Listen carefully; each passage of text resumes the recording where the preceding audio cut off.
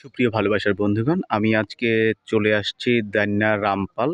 হ্যাঁ বন্ধুগণ, এটি টাঙ্গাইল সদর উপজেলার অনেক সুন্দর একটি গ্রাম, দান্যা ইউনিয়ন। আর সেই দান্যা ইউনিয়নের দান্যা রামপালে আমি আছি।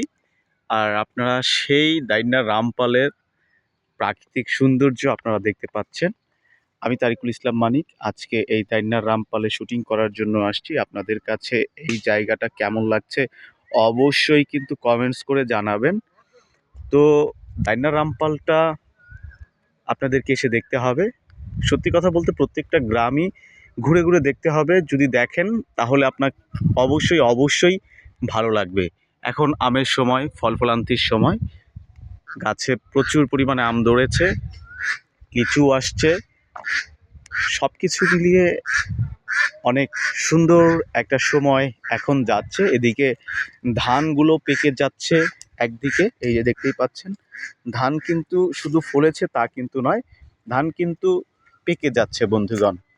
হ্যাঁ বন্ধুগণ, ধান কিন্তু পেকে যাচ্ছে। আর এই যে চলে আসছে আমাদের ডিওপি বাবু ভাই, সে অনেক বেশি ব্যস্ত। যাই হোক, তার সাথে এখন কথা বলবো না। আমি আপনাদেরকে প্রকৃতির সাথে, প্রাকৃতিক সৌন্দর্যের সাথে মিলিয়ে দেওয়ার চেষ্টা করছি আপনাদের কাছে। এই যে মাটির মেঠো পথ, মাটির গন্ধ, একদম গ্রামীণ মেঠো পথ এইটা কিন্তু। হ্যাঁ বন্ধুগণ, এই গ্রামীণ মেঠো পথ দেখতে হলে আপনাকে অবশ্যই টাঙ্গাইল আসতে হবে। আমার টাঙ্গাইলে অনেক সুন্দর সুন্দর কিন্তু গ্রাম আছে, তার মধ্যে এই দান্যা রামপাল অন্যতম।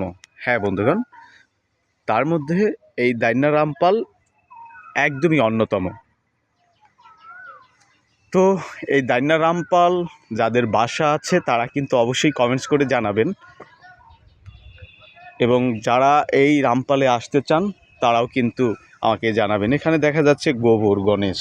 হ্যাঁ বন্ধুগণ, এই গোবরটা কিন্তু জ্বালানি হিসেবে ব্যবহার করবে, যার কারণে এখানে এইভাবে রেখে দিয়েছে। এগুলাকে গ্রামের মানুষজন জ্বালানি হিসেবে ব্যবহার করবে। তো আপনারা দেখতে পাচ্ছেন দান্যা রামপালের অনেক সুন্দর একটি ভিউ। তো আমরা শুটিং করছি, অনেক ব্যস্ত, তাই ভিডিও আর লেন্থ করব না। আজকের মতো আমি তারিকুল ইসলাম মানিক আপনাদের কাছ থেকে এখানেই বিদায় নিচ্ছি। আপনারা ভালো থাকবেন, সুস্থ থাকবেন, সুন্দর থাকবেন। আমার পেজটি ফলো করে আমার সাথে থাকবেন, আমাকে সাপোর্ট করবেন। তো সবাই ভালো থাকেন। আল্লাহ হাফেজ।